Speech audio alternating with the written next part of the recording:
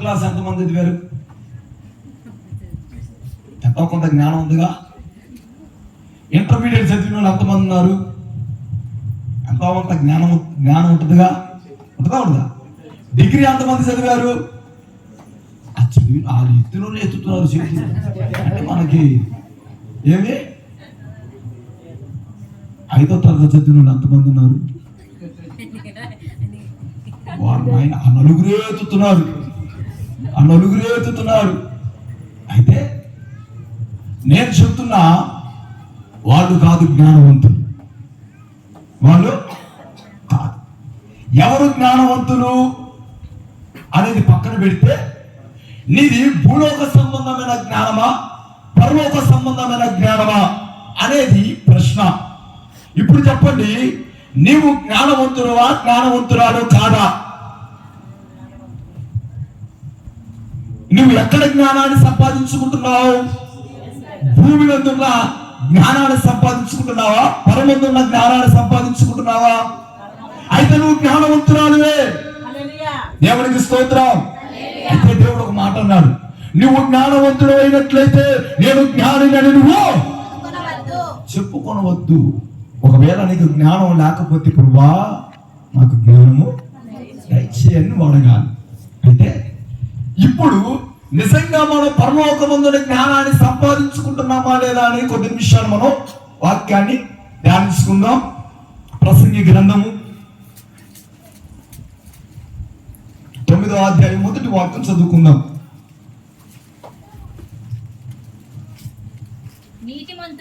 నీతిమంతులను జ్ఞానులను వారి క్రియలను దేవుని వశమైన సంగతిని ఆపమ్మా. దేవునికి స్తోత్రం. ఎవరమ్మా? నీతిమంతులను జ్ఞానులను వారి క్రియలను దేవుని వశమై ఉన్నవి. దేవుడు వాక్యం సెలవిస్తుంది. సామెతల గ్రంథము 8వ అధ్యాయము 9వ అధ్యాయం మనం చక్కగా పరిశీలిస్తున్నట్లయితే అందులో జ్ఞానము గురించి ప్రత్యేకంగా దేవుడు మాట్లాడుతూ ఉంటాడు. జ్ఞానము ఎంత విలువైనదో, జ్ఞానము ఎంత అందమైనదో, జ్ఞానముకు ఎంత ప్రాధాన్యత ఉన్నదో, జ్ఞానం అంటే ఏమిటో సామెతలు 8, 9 అధ్యాయంలో దేవుడు సొలొమోను భక్తుడి ద్వారా తెలియజేస్తూ ఉన్నాడు. అయితే ఈ జ్ఞానమునికి ప్రాముఖ్యమైన స్థలాలు కొన్ని ఉన్నాయి. అవి నివాసం చేసే స్థలాలు కొన్ని ఉన్నాయి. యాకోబు రాసిన పత్రిక 3వ అధ్యాయము, యాకోబు రాసిన పత్రిక 3వ అధ్యాయము 17వ వాక్యం చదువుకుందాం. అమ్మా నేను ఇదిగో ఒక్కసారి వినండి అమ్మా, ఇటు వినాలి. నిద్రలో పోతున్నారా? టైం అయిపోయిందా? నిద్రపోయింది. నేను ఆన్లైన్లోనే నిద్రపోయింది. కానీ ఒక హాఫ్ అన్ అవర్ నేను మిమ్మల్ని మెలుకుతూ వచ్చి నాకు పెద్ద కష్టమేమి కాదు. దేవునికి స్తోత్రం. జ్ఞానము కొన్ని నివాస స్థలాలు జ్ఞానానికి ఉన్నాయి. అవి ఏమిటో ఒక్కొక్కటిగా మనము ధ్యానించుకుందాం. ఇప్పుడు ఈ మాటలు విన్న నీవు నిజంగా పరలోకమందున్న జ్ఞానాన్ని అనుభవిస్తున్నావా? పరలోకముందున్న జ్ఞానమును పొందుకుంటున్నావా? పరలోకము జ్ఞానము కలిగి నువ్వు జీవిస్తున్నావా లేదా అనేది నీవుగా అర్థమైపోద్ది. ఇప్పుడు జ్ఞానానికి కొన్ని స్థలాలు ఉన్నాయని దేవుడు సెలవిస్తున్నాడు. ఆ స్థలాలు ఏమిటో ఒక్కొక్కటిగా మనం ధ్యానించుకుందాం. చెప్పమ్మా. అయితే పై నుండి వచ్చు జ్ఞానము మొట్టమొదట ఏమైనది? పవిత్రమైనది. దేవుడికి స్తోత్రం. నిజంగా నువ్వు దేవుడి జ్ఞానాన్ని పొందుకునే వ్యక్తివైతే, నిజంగా నువ్వు దేవుడి జ్ఞానం నీలో ఉంటే, నిజంగా నువ్వు దేవుడి బిడ్డవైతే, ఆయన జ్ఞానాన్ని పొందుకొని జీవిస్తున్న వ్యక్తివైతే నీలో మొట్టమొదటిగా ఉండవలసిన లక్షణం ఏమిటో తెలుసా? పవిత్రత. ఆమె ఎందులో పవిత్రత ఉండాలి?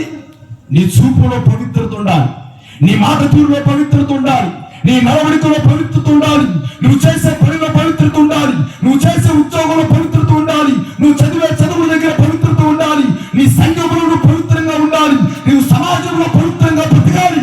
అదే పరలోకము నుంచి వచ్చే జ్ఞానము. ఇప్పుడు చెప్పండి, నువ్వు జ్ఞానవంతురాలువా జ్ఞానవంతురాలు కాదా? ఏది నీ జ్ఞానము? అదే లోతుగా డిగ్రీ చదివిన నువ్వు అడిగేవాడుకో, అరే నువ్వు జ్ఞానవంతుడువా కాదంటే, నేను డిగ్రీ చదివా నాకు తెలియదా ఏంటి? ఆ జ్ఞానము గర్వానికి సూచన తెలుపుతుంది. పరలోకం నుంచి వచ్చే జ్ఞానము పవిత్రతను కలుగు చేస్తుంది. దేవునికి స్తోత్రం. ఒక ఉన్నతమైన స్థానంలో అడిగితే, ఏంట్రా నన్ను అడిగే అంతటోడువా, నాకు చెప్పే అంతటోడువా, వాడికి ఏ జ్ఞానం ఉందో తెలుసా? గర్వాన్ని పెంచే జ్ఞానం వాడికి ఉంది. అందుకని నా దేవుడు అంటున్నాడు, పరలోకం నుంచి వచ్చే జ్ఞానము పవిత్రమైన జ్ఞానం.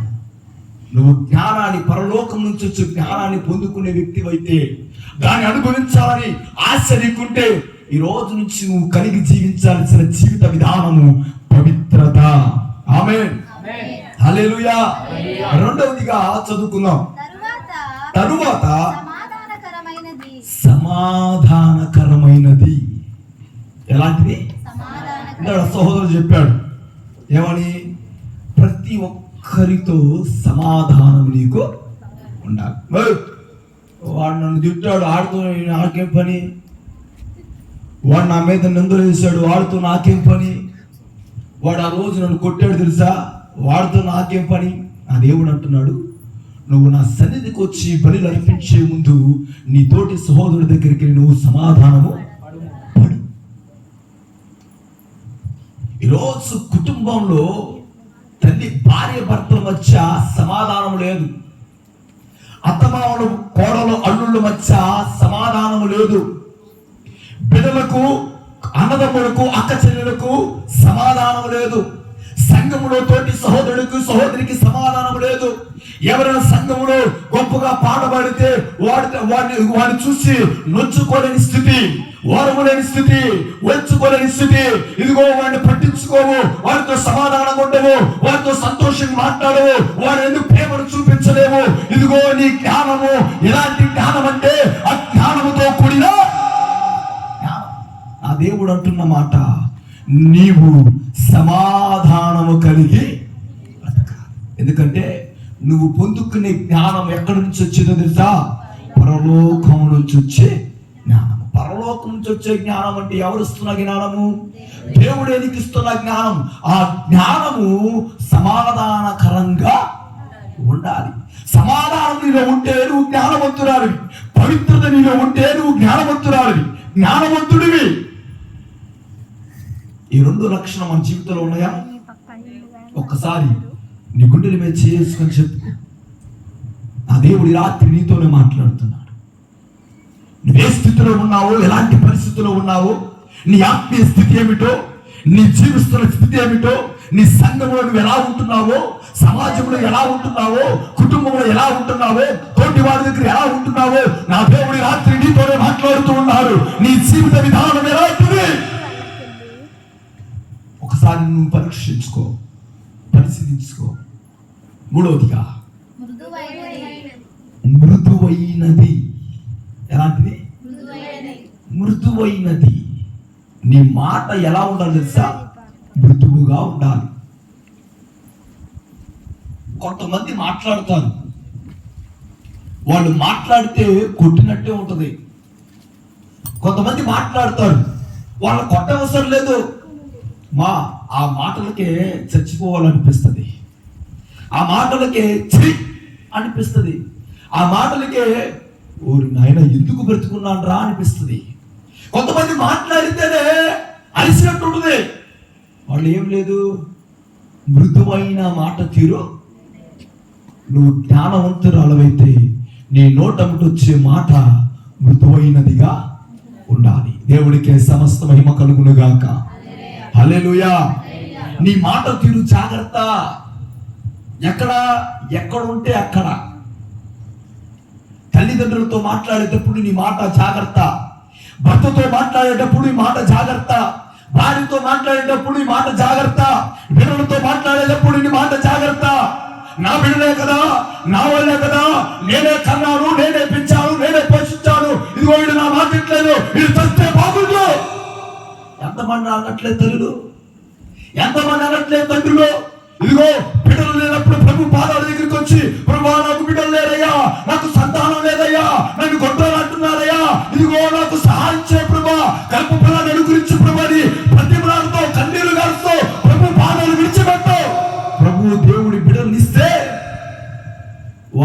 మాట వినకపోతే నువ్వు మాట్లాడే మాట ఎలా ఉంటుందో తెలుసా? వాడిని శపించే విధంగా ఉంటుంది. నీ భర్త తాగొస్తే నువ్వేమంటావు?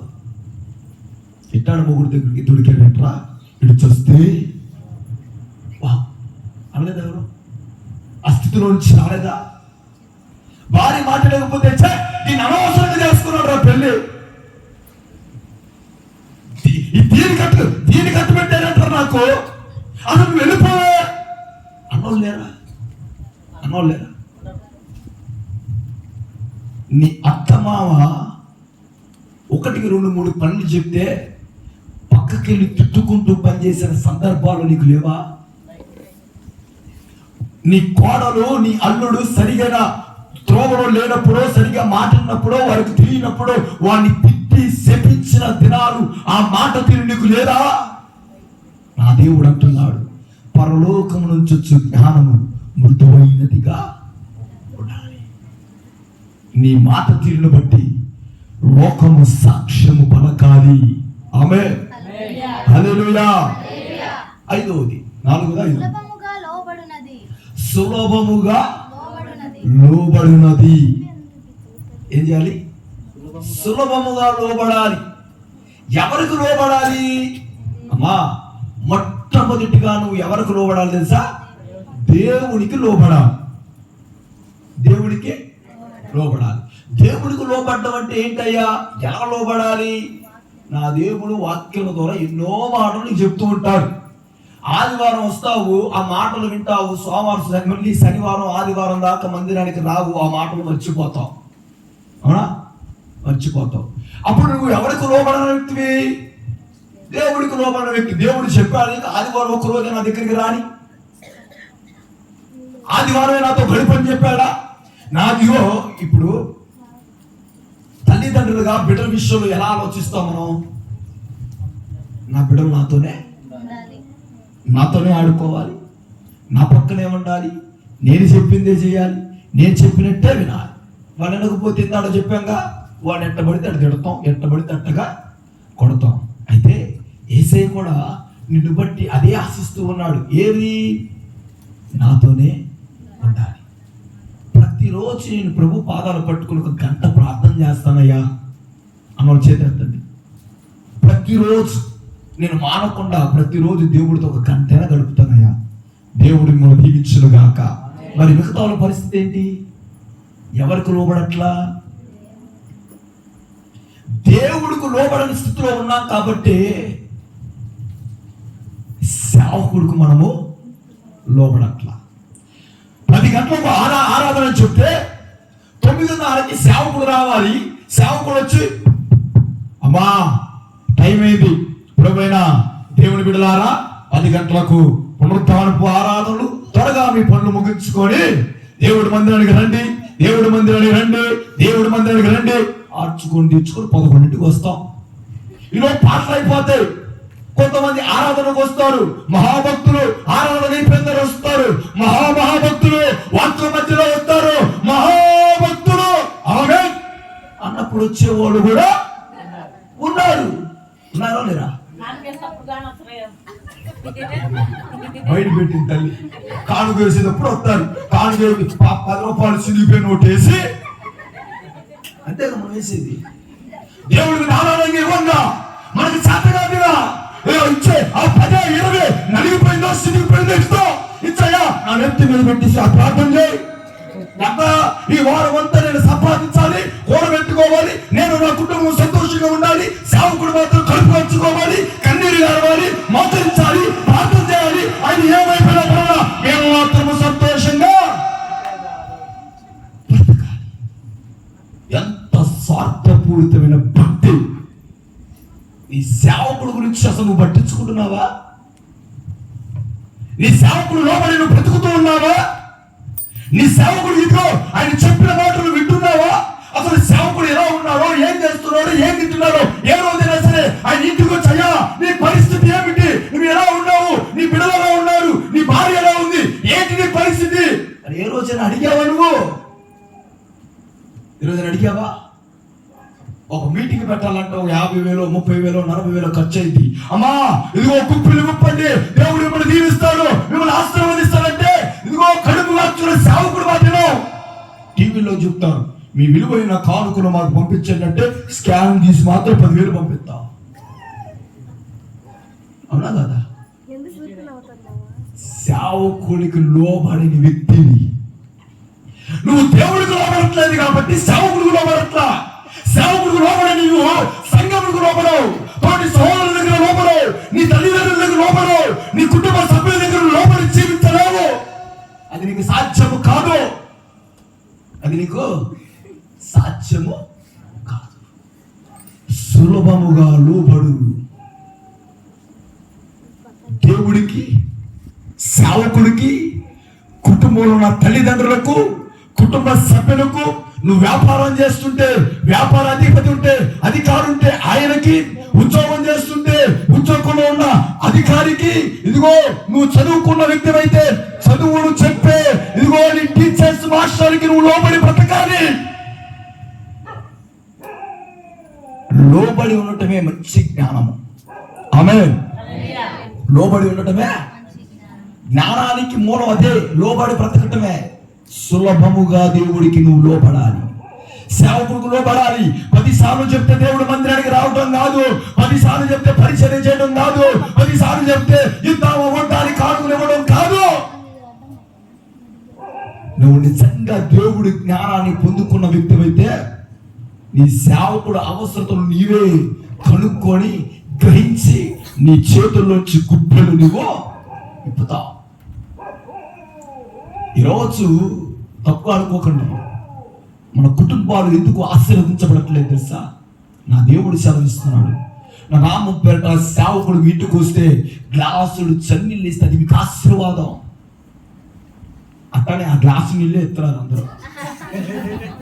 ఆ గ్లాసు నీళ్ళు తప్ప ఇంకేం పట్ల మహా అయితే టీ కాసుకుంటాం, మనం తాగుతాంగా. మనతో పాటు సేవకుడు కూడా ఒక కప్పు కాఫీయో టీయో ఇస్తాం. ఈ రోజులో ఉన్నారో లేదో నాకు తెలియదు, కానీ మా నాన్నగారు సేవ పరిచయం చేసేటప్పుడు మధ్యాహ్నం టైంలో ఒకవేళ గృహ దర్శనాలకు వెళితే లేదా అనుకోకుండా వెళితే ఎంతో మంది తలుపులు వేసుకున్న సందర్భాలు ఉన్నాయి. ఎంతో మంది ఇంట్లో ఉండి లేరని చెప్పిన సందర్భాలు ఉన్నాయి. నా దేవుడు అంటున్నాడు, సేవకుడు ఇంటికి వస్తేనే ఆశీర్వాదం అంటే. కానీ విశ్వాసులు చేసే పని ఏంటి తెలుసా? తలుపులు వేసుకుని లేరని చెప్తున్నారు. ఫోన్ చేస్తే, అయ్యా మీరు ఉన్నారా, పలానిగో మీ ఇంటి దగ్గరలో ఉన్నానయ్యా, నేను మీ ఇంటికి రావచ్చటయ్యే పాస్టర్ గారు. ఉన్నా, నేను లేనండి బయటకు వచ్చాను అని చెప్పిన సందర్భాలు కూడా ఉన్నాయి. బహుశా ఆ త్రోవలో నువ్వు ఉన్నావేమో, ఆ మార్గంలో నువ్వు ఉన్నావేమో. జాగ్రత్త, దేవుడు ఒక రోజు నిన్ను అడుగుతాడు. సులభముగా లోబడు. ప్రతి విషయములో నీ సేవకుడికి, నీ కుటుంబానికి, దేవుడికి నువ్వు లోబడి బ్రతకాల్సిందే. అది దేవుడు ఆజ్ఞ అంతే. No choice. నువ్వు లోబడితే దీవించబడతావు, లోబడితే ఆశీర్వదించబడతావు, లోబడితే దేవుడి జ్ఞానాన్ని పొందుకొని బ్రతుకుతావు. నువ్వు లోబడి ఉండటమే దేవుడి యొక్క జ్ఞానానికి మూలం. తర్వాత చదువుతాం. కనికరముతోను మంచి ఫలముతోను. మా కనికరము. ఒక సేవకుడుగా లేదా తోటి సహోదరుడిగా ఒక మాట చెప్తున్నా, ఇంటికి ఎవరు వచ్చినా సరే, అతిథులు కావచ్చు, అడుక్కునే వాళ్ళు కావచ్చు, నీకున్న దాంట్లో కొంచెం వాళ్ళకి పెట్టడం నేర్చుకో. నీకున్న దాంట్లో ఎంతో కొంత ఇచ్చి పంపించడం నేర్చుకో. అది జ్ఞానము. ఒకవేళ ఇచ్చే స్థితి లేదా చెప్పు. అని అడుక్కున్న వాళ్ళని సరే మర్యాదగా చెప్పు, మృదువుగా చెప్పు, మరి లోబడి చెప్పు. అయ్యా నా దగ్గర లేవయ్యా, ఈసారి వచ్చినప్పుడు ఇస్తాను చెప్పు. అంతగా ఏసారి చెప్పాలి, ఇట్లా రావద్దన్నా నిన్ను ఏంటి ఎన్నిసార్లు చెప్పాలి నీకు రావద్దన్నాక? అయ్యా తెల్లారిందా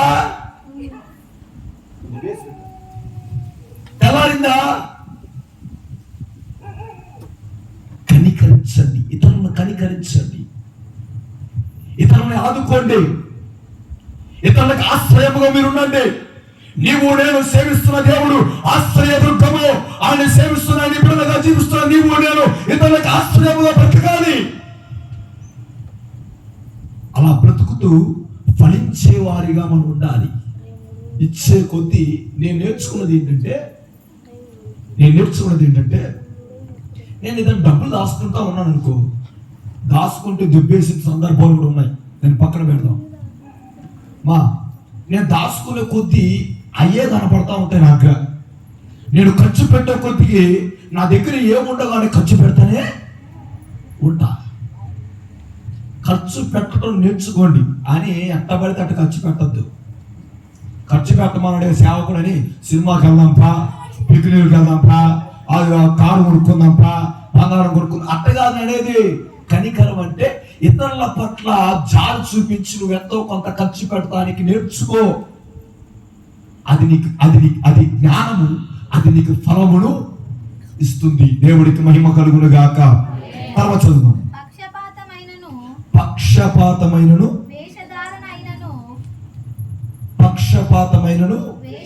పక్షపాతము ఏమిటి? పక్షపాతము అంటే వాడి కులం వేరు, నా కులం వేరు. ఇప్పుడు సంఘాల్లో కూడా వచ్చేసినాయి. యేసుక్రీస్తు వారు అంటున్న మాట ఏమిటంటే యేసు ప్రభువు వారందరికీ దేవుడు అంటే కొన్ని ప్రాంతాల్లో చూస్తే ఇదిగో రాజులకే దేవుడు, నాయుడికి ఒక సంఘము, ఇదిగో రెడ్లకు ఒక సంఘము, ఇదిగో మాదిగోడు ఒక సంఘము, మాలలు ఒక సంఘము, ఎరుకలోడు ఒక సంఘము, ప్రతి ఒక్కడికి ఒక సంఘము ఏర్పడిపోయింది. యేసుక్రీస్తు వారికి శరీరాన్ని చుంచుకొని బ్రతుకుతున్నారు ఈ రోజుల్లో సేవకులు కూడా, దాంతో పాటు విశ్వాసులు కూడా. మరి సేవకులు మరి కాపులు ఎట్లా నడిపిస్తే అట్లాగే కొంతమంది సేవకులు దేవుడు మాట వింటారు, విశ్వాసుల మాట వింటారు. అయ్యా మనం మరి ఈ కులంగా మాది మందే వాళ్ళు ఎందుకులే, వాళ్ళు పక్కన పెట్టు, మన వరకు పక్షపాతం. నీ పక్కన ఒక సంఘంలో నువ్వు చక్కగా రెడీ అయ్యో, అందంగా రెడీ అయ్యో, కొత్త బట్టలు కొనుక్కుని వెళ్ళి కూర్చున్నావు. నీ పక్కన అడుక్కునేవాడు చిరిగిపోయిన బట్టలు మురికి పట్టినోడు వచ్చి పక్కన కూర్చుంటే అటు కూర్చో, ఆ మాట రాని మాకెప్పుడు. దాన్ని పక్షపాతము అంటారు. అది దేవుడికి నచ్చనిది. అరే నువ్వు పక్కకి వెళ్ళి కూర్చో అనేటప్పుడు ఒకసారి నువ్వు ప్రభు గెలుచుడు చూసి, నువ్వు పాపమే కదా, నేను పాపము రాగింది కదా, మరి నిన్ను నేను పక్కన పెడితే ఏంటి నీ పరిస్థితి? అవును కదా. యేసయ్య మనల్ని పక్కన పెడితే మన పరిస్థితి ఏంటి? అరే నువ్వు ఘోరమైన పాపిరా, మురికి పట్టిపోయింది హృదయం, అసలు నువ్వు తేరుకునే స్థితిలో లేవు, నువ్వు నా కుతురాన్ని పక్కన పెడితే ఏంటి నీ పరిస్థితి? మన పరిస్థితి. యేసయ్య పక్షపాత కాదండి, ప్రేమ కలిగిన దేవుడు. ఆ ప్రేమ నీలో ఉండాలి. దేవుడికి మహిమ కలుగును గాక. తర్వాత ఒక మాట ఉంది,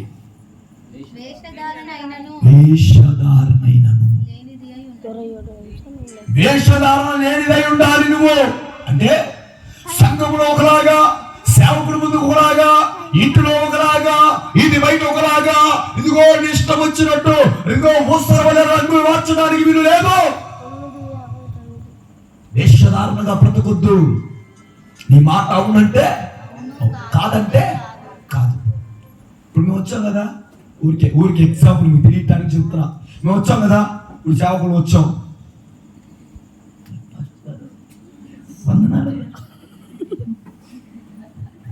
మేము లేకపోతే మేము ఉంటే ఈ సేవకులు కూడా అంతే విధంగా గౌరవిస్తారు. అదే మేము లేకపోతే బాగా ఏంటంటే మర్యాద లేదు, సేవకుడు అంటే విలువ లేకుండా పోయింది. వేషధారణగా బ్రతకొద్దు. పాటలు పాడేటప్పుడు చక్కగా పాడతావు, సుమధుర స్వరముల రాగ గానాలతో, బయటకు వచ్చి బూతులు తిడతావు, చిన్న పెద్ద లేకుండా తిడతావు, చిన్న పెద్ద లేకుండా జీవితో ఎలా పడితే అలా మాట్లాడతావు. వేషధారణ.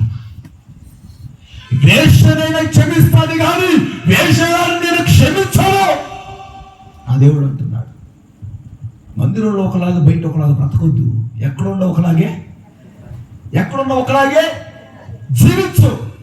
నా దేవుడు ఇదిగో అలా జీవించటమే జ్ఞానానికి మూలము. దేవుడికే సమస్త మహిమ కలుగును గాక. భయం లేదు కాబట్టి నేను వివరించట్లేదు. మా జ్ఞానానికి కొన్ని నివాస స్థలాలు ఉన్నాయి.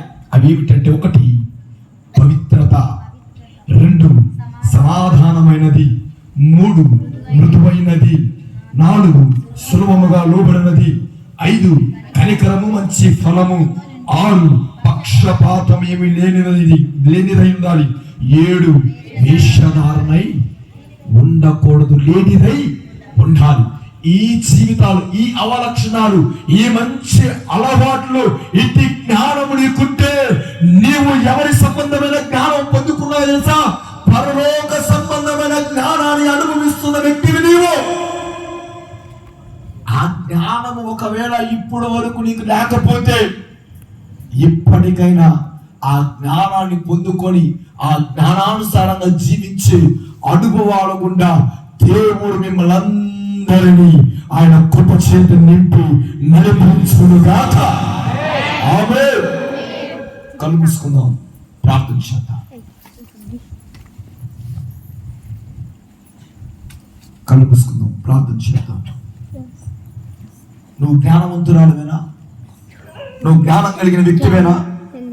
నువ్వు జ్ఞానం కలిగిన వ్యక్తివైతే నీ జ్ఞానము భూలోక సంబంధమైన జ్ఞానమా, పరలోక సంబంధమైన జ్ఞానమా? ఇదిగో ఒకవేళ నువ్వు భూలోక సంబంధమైన జ్ఞానాన్ని చదువును బట్టి, నీ విద్యను బట్టి, నీ బలాన్ని బట్టి, నీ పలుకుబడిని బట్టి ఆ జ్ఞానాన్ని పొందుకుంటే ఆ జ్ఞానం వల్ల నీకు వచ్చేది గర్వమే, ఆ జ్ఞానం వల్ల నీకు వచ్చేది అహంకారమే, ఆ జ్ఞానం వల్ల నీకు వచ్చేది కోపమే, ఆ జ్ఞానం వల్ల నీకు వచ్చేది ఇదిగో నాకేంటి అనే గర్విష్టమైన స్వభావమే. అయితే నా దేవుడు అంటున్నాడు, ఆ జ్ఞానము కాదు, పరలోకపు జ్ఞానము నువ్వు పొందుకోవాలి. పరలోకపు జ్ఞానం నేను ఇచ్చే జ్ఞానము, నా ద్వారా పొందుకునే జ్ఞానము, నా ద్వారా నేను అనుభవించే జ్ఞానము. ఆ జ్ఞానము 1 పవిత్రమైనది, 2 సమాధానకరమైనది, 3 మృదువైనది, 4 సులభముగా లోబడినది, 5 కనికరము మంచి ఫలమునిచ్చేది, 6 పక్షపాతమైన లేనిది, 7 వేషధారణమైన లేనిది. ఆ జ్ఞానము నీకు అవసరము.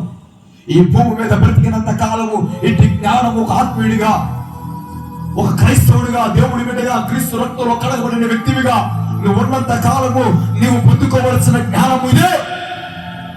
ఆ జ్ఞానము నీకుంటే నేనెవరో ఆపలేడు.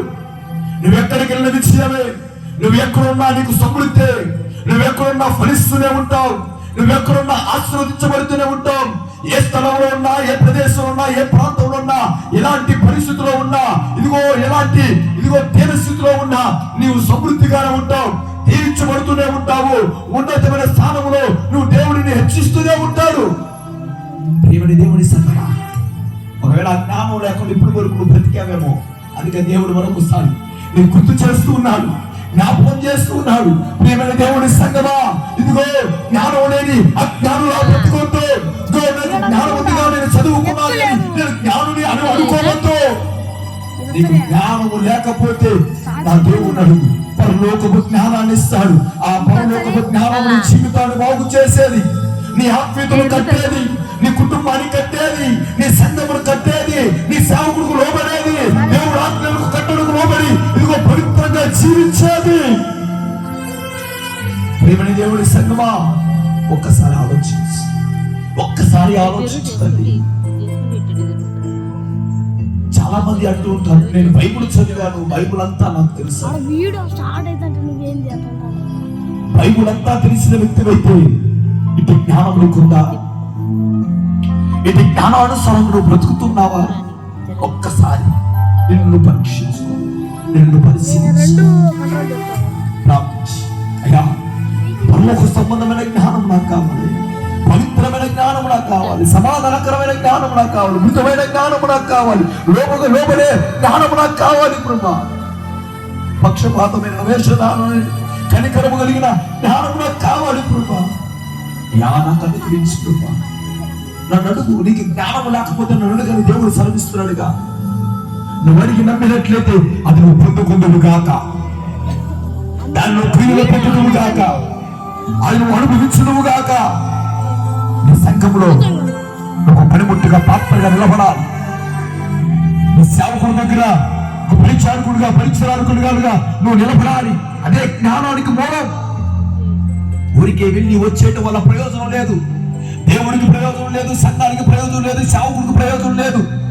దానివల్ల నీకు ఆశీర్వాదం ఉండదు, దానివల్ల నువ్వు జ్ఞానాన్ని పొందుకోవు, దానివల్ల ఉన్నతమైన స్థానంలో నిలబడే స్థితిలో ఉంటావు. ఎంత చూసినా ఎంత జరిగినా నెలవారు జీవితమే. ఆ బ్రతుకును బ్రతకటానిక యేసుక్రీస్తు వారు నీ కొరకు 2024 సంవత్సరాల క్రితము ఆ కల్వరి శిలువలో నీ కొరకు రక్తాన్ని కార్చి నీ కొరకు మరణించి నీకు పాప క్షమాపణ కలుగు చేసి నిన్ను కూడా ఆయన రాజ్యానికి వారసులుగా అంగీకరించింది. ఇందుకేనా? ఎందుకు బతుకులేని జీవితము జీవించడానికేనా? ప్రియమైన దేవుడి సంగమా, నువ్వు అలా బ్రతకడానికి వెళ్ళేది తల్లి. ఇదిగో లోకంలో నీ కుటుంబంలో సంఘంలో ఒక ప్రత్యేకమైన వ్యక్తిగా నువ్వు బ్రతకాలి. అట్టి జ్ఞానమును దేవుడిని అడుగు. నిజంగా దేవుడి జ్ఞానము, పరలోకపు జ్ఞానమును అనుభవించిన వ్యక్తివైతే నువ్వు సంఘంలో, సమాజంలో, కుటుంబంలో ఒక సాక్షిగా, ఒక ప్రత్యేకత వ్యక్తిగా నువ్వు బ్రతుకుతావు. ఇప్పుడు కూడా నీకు ప్రత్యేకత లేదంటే, శరీర సాక్ష్యం నీకు లేదంటే, శరీర జీవితం నీకు లేదంటే, ఇంకా పరలోక సంబంధమైన జ్ఞానాన్ని అనుభవించట్లా, పరలోక సంబంధమైన జ్ఞానాన్ని నువ్వు పొందుకోవట్లేదు. ఇప్పటికైనా దేవుడిని అడుగు. నువ్వు అడుగు, నా ఎందుకు వచ్చిన వాటిని ఏమాత్రం నేను త్రోసివేయను. నా దేవుడి ప్రార్థన. మహాపరిశుద్ధుడా, మహాగణుడా, సర్వశక్తి కలిగిన మా యేసయ్య, పరిశుద్ధ నామానికి వందనాలు, స్తుతులు, స్తోత్రములు మా తండ్రి. అయ్యా, అల్పుని దీనుడైన ప్రభువా, ఏదైనా సేవకుని నిలబెట్టావయ్యా. ఇదిగో బైబిల్ గురించి తెలుసు అనుకుంటాము కానీ అందులో జ్ఞానాన్ని మేము పొందుకునే స్థితిలో ఉన్నామయ్యా. నీ వాక్యాలు వింటున్నాము కానీ అందులో జ్ఞానాన్ని పొందుకునే స్థితిలో ఉన్నామయ్యా. అయ్యా, నీ పరలోక సంబంధమైన జ్ఞానం మాకు అనుగ్రహించాలి. బుద్ధిహీనులుగా బ్రతకడానికి వీల్లేదయ్యా, అజ్ఞానులుగా జీవించడానికి వీల్లేదయ్యా, తెలుసుకునే మూర్ఖత్వంలో బ్రతకడానికి వీల్లేదయ్యా. నీ పరలోకపు జ్ఞానం మాకు అనుగ్రహించాలి. సేవకులు అయినప్పటికీ నేర్చుకోవాల్సిన వారమే తండ్రి, విశ్వాసులైనప్పటికీ నేర్చుకోవాల్సిన వారమే తండ్రి. బలపరిచి నీ జ్ఞానం ఆ 7 8 జ్ఞాన లక్షణాలు నాలో మాలో నింపి బలపరిచి సహాయం చేయండి. నాలో మాలో పవిత్రత, సమాధానం, మృదువైన మాట, అయా సులభముగా లోబడే తత్వము, అయా వేషధారణ లేకుండా జీవించే జీవితము, ఇదిగో తండ్రి అయా ఇంకా నాయన ఉన్న 7 8 లక్షణాలు మాకు పరిపూర్ణంగా యేసుక్రీస్తు నామములో మీరు మాకు అనుగ్రహించమని ప్రతిమలాడుకుంటూ మితమైన వాక్కు నామాలు దేవుని కట్టి పనిపరిచి ఫలభరితమైన ఆత్మీయాలను నడిపించి సహాయించి సమస్త మహిమ, ఘనత, ప్రభావాలు మీరు మాత్రమే పొందుకోమని నజరేయుడు యేసుక్రీస్తు సర్వశక్తి నామం పేరట ప్రార్థించి అడిగి వేడుకుంటూ పొంది ఉన్న మా పరమ తండ్రి.